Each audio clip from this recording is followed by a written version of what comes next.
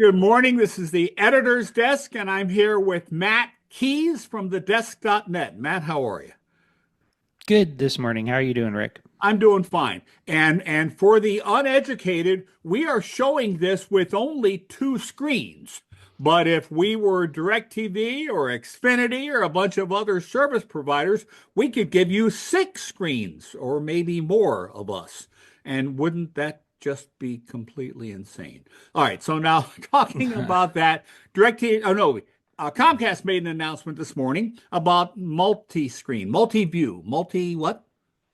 Yeah, by the time this goes out, it'll actually be yesterday. We tape these on Monday, Yep. but so this happened on Monday. They came out with an announcement at 6 in the morning my time, so that's 9 o'clock East Coast time, saying that they are rolling out a new multi-view feature for subscribers of their TV service with X1 set-top boxes, which now that TiVo's kind of gone out the window with the demise of cable cards, is pretty much every Xfinity TV subscriber.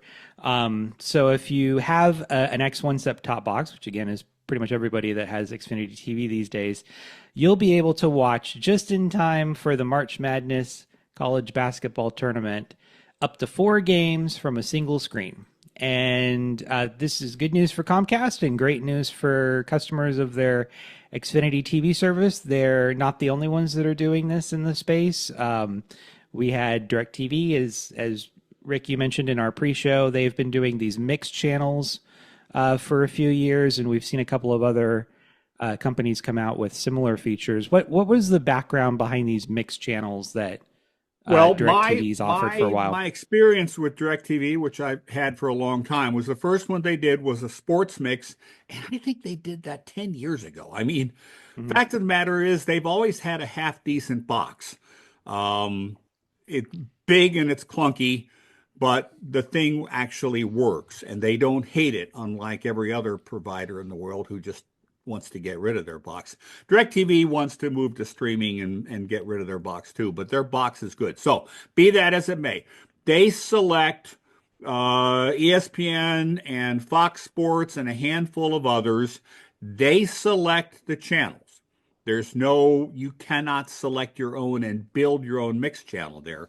But it's an easy navigation. With the DirecTV remote, you go left arrow, right arrow to go from one of the six channels to the next to the next. And when it highlights, that sound comes up, hit the select channel, and you tune to that. Mhm. They also have a news channel that does the same thing with CNN and MSNBC and Fox News and a couple others. And Mhm. the one that would actually delight my grandkids if I ever let them play with it was is a mix of kids channels, which are cartoons for the most part on. And my guess is that my 6-year-old granddaughter and my 8-year-old grandson could easily watch all six channels simultaneously Mhm. and not even bother tuning from one to the next. They would just, do bifurcate or trifurcate or quadrifurcate, whatever the thing is. They would divide their eyeballs into six segments like a fly and Mhm. watch and absorb all of those. And it's just interesting. This is real linear specific so far, linear specific television. Um, Now in Comcast, can I select which games? Can you select? You've got Comcast. Can you select which games? Uh, so we don't have Comcast TV service. We just have Okay. their internet service. So I don't have an X1 set top box. And actually, I wrote to their spokesperson today and said I have to return my Zumo Stream boxes because we changed our plan. So hopefully, I'll be getting. I'll probably just go out and buy one of those. You can buy those retail, Hmm. um, just to have one around the house. Uh, but there are other services where you can kind of select the events or the channels that you want. Just a real quick recap. Fubo claims to be the pioneer of multi-view. They're not the pioneer of multi-view, but one of the things that Fubo did that really you can't, even still today, can't find in the industry is on certain devices, and that's going to be real important here in a minute. They allow people to choose, their subscribers to choose which channels they'd like to watch. And Which we've linear trialed. channel, right? Which linear channel, right? And we've trialed Fubo in the past, and it's true. You can choose. Not every channel is available in multi-view, but most of them are. That may have changed since we trialed it a couple of years ago. And what was great about it is you can build a 2-channel multi-view, 3-channel multi-view. They scale appropriately. The downside is it only works on certain devices. Their multi-view only worked on Apple TV for a long time, and now works on Roku Ultra, but doesn't yet work on the streaming sticks, doesn't work on some of the lower end devices. And a lot of that has to do with the processing power that requires them to be able to offer that multi-view feature. Now, that's not a problem that some other services have, like YouTube TV, and there's a reason for that. Historically, YouTube TV pre-selected, much like DirecTV did, which channels you could receive on a multi-view screen. Now, last year, they came out with a press release saying, we've changed this a little bit for NFL Sunday Ticket subscribers. Now they'll be able to create custom multi-view windows, but it's not really a custom multi-view window. They're still selecting which channels. They've just expanded out the number of pre-selected assortments. Okay, but you can take this one, that one, and put them into your bundle. Yeah, so the way that it works is... Yeah, so the way that it works is if you have the NFL Sunday Ticket package, you select a team that's playing in progress. They show you the other options to be able to customize that window. And generally speaking, it's 90 to 95% of the games that are playing at a given time. However, as we found last year, that doesn't mean that there's an unlimited number of options, despite what their marketing strongly suggested. So it's still not a true customizable multi-view. Interestingly, with DirecTV has tried in the past bringing multi-view to their streaming platform. And we actually did get to try this last November. They did something called Election HQ, where they not only had a multi-view window of what's essentially the channels that are offered through Newsmix, but they also had real-time election results at a national and state level powered by the Associated Press, and it updated continuously throughout the night and into the morning. And that was one of the first real tests of multi-view that I've seen brought from the linear world into the streaming world. Again, you didn't get to choose the news channels that were offered through the multi-view window, but you did get to choose the audio. So if you didn't want to listen to Newsmax or Fox, you could switch the audio over to CNN or MSNBC. But that was one of the first significant steps that I had seen in someone not only offering a multi-view for programming, but also incorporating real-time data alongside the multi-view window, which is probably going to be the direction that we see head for sports multi-view on Comcast and other platforms going forward. Now, you talked about having some conversations with DirecTV about news coverage and then picking up a local channel in Sacramento, a local channel in Fresno, a local channel in San Diego, with news coverage of the fires in California. Right. And bundling them in. But DirecTV kind of came back and said, we don't really have the rights to do all that. Well, it's not so much that they don't have the rights. I don't want to get too much into the discussions with the DirecTV folks, but what I'll say is that they're very mindful of some of the news that happens across the country, where there's more than one source of information coming in, and where offering multiple sources of information can not only be really beneficial to their audience, but also to the people who are in the areas affected. You know, when the cable lines go down and the internet lines go down, there's nothing really keeping anybody in those disaster areas from watching television over satellite, and many of them do. I can tell you with certainty that our Office of Emergency Services here in California use DirecTV, specifically DirecTV, for television coverage, to be able to watch television coverage from disaster areas. And I've seen the satellites on their giant disaster response vehicles that they deployed in wildfires and floods and whatnot. And so that becomes a very vital way to get real-time information from the television broadcasters who are already covering the story. And I think with DirecTV, they go, well, why just limit it to our government and enterprise clients? Why not just offer this to our viewers as well? Because they may have family, Yep. in Florida during a hurricane, which is one of the times that I know that they for sure used it. They do have to go to the broadcasters and clear rights to be able to offer channels through on a shared the stream. severe storm mix on a shared stream.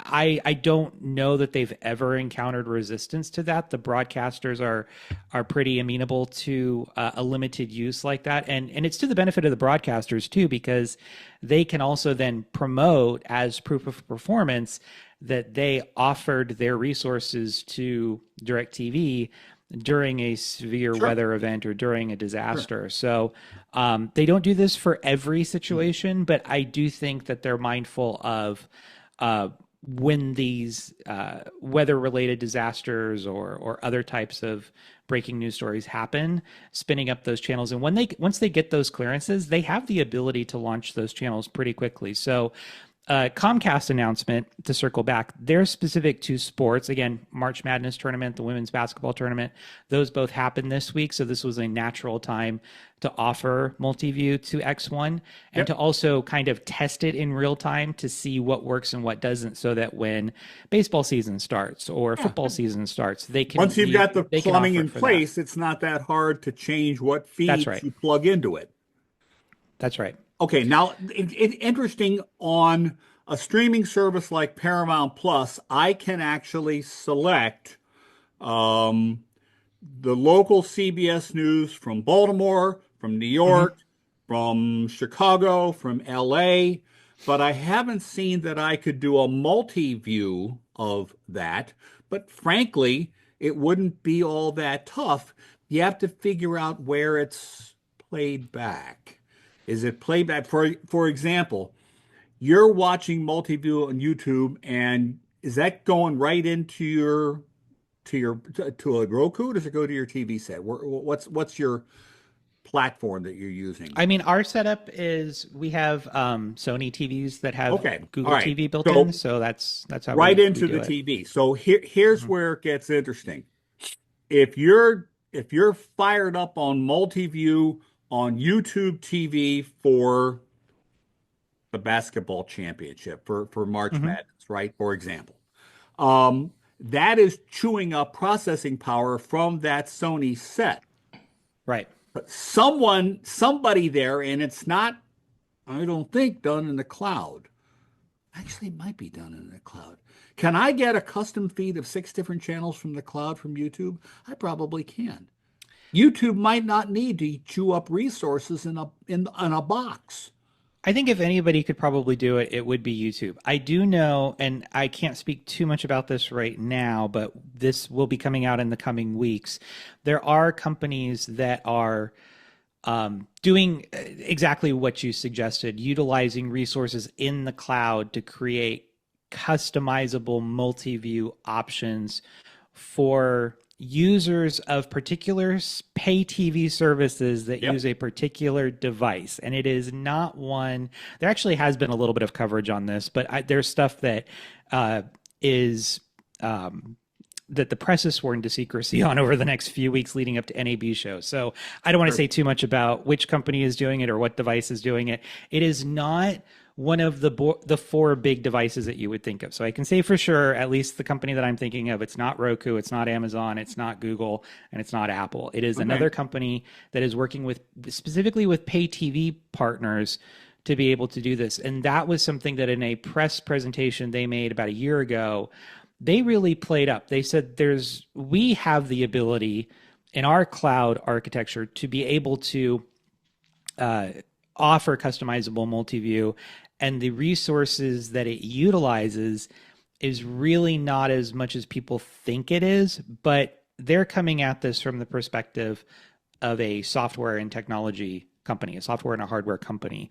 I can tell you for sure that our Google TV, while it can do the YouTube multi-view because it's predefined for us, it's basically one 4 video feeds on a single screen, which is really coming through one video feed. And then we just have the option to choose the audio. Yep. That doesn't take as much processing power. So that's the reason why a lot of these tests that you're seeing specific to streaming is based around these customizable windows.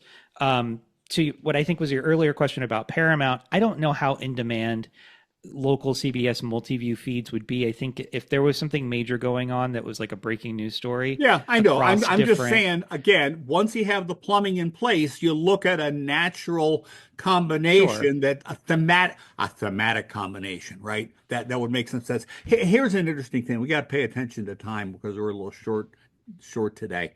Mhm.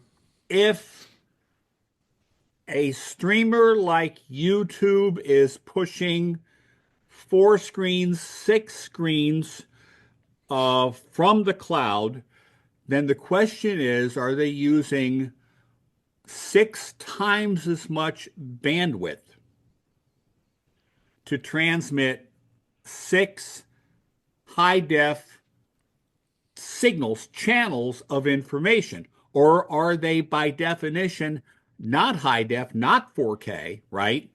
That they Mhm. scale them back so they're not using up a whole month's worth of bandwidth in a week.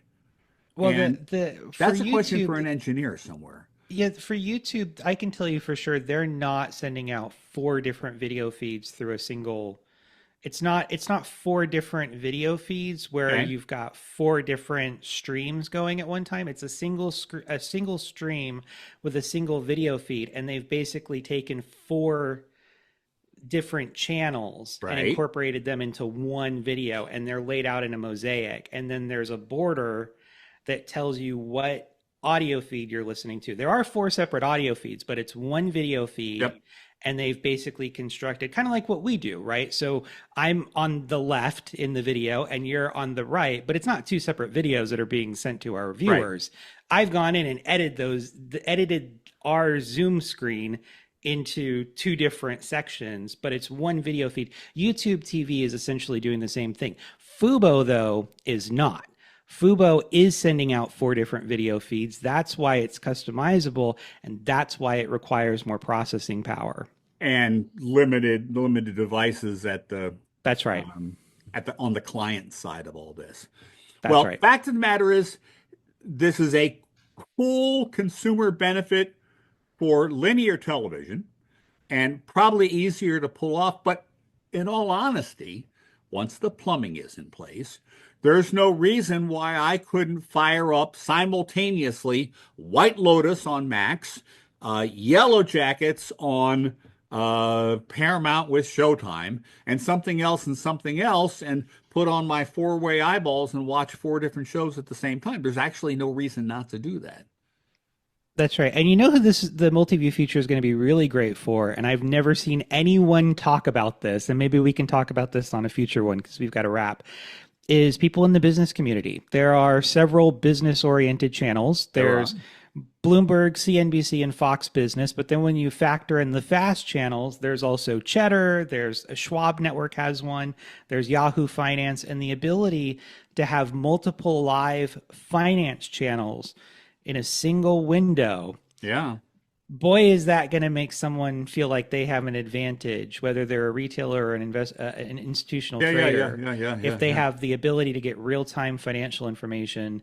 And that was one of the problems we were trying to solve when I worked at Reuters, was trying to figure out how to incorporate more live video sources into our financial terminal. And we didn't quite figure it out then. They still haven't quite figured it out. Bloomberg hasn't figured it out.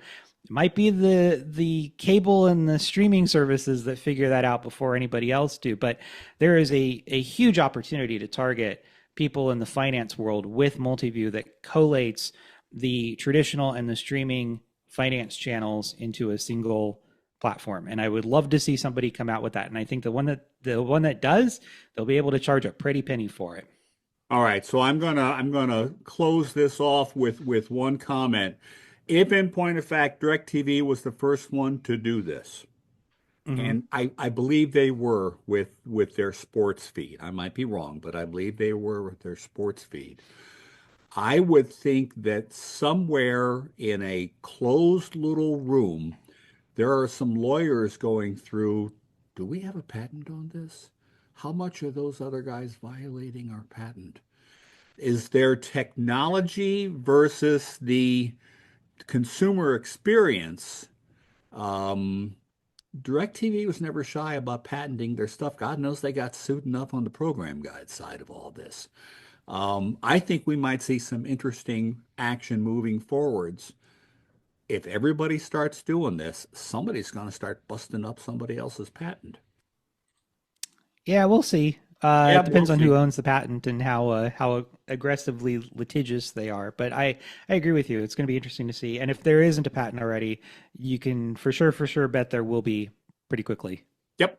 All right. Well, listen, thank you for your time. That's it for this week's show. We'll see everybody next week on the editor's desk, and take good care all. All right, bye.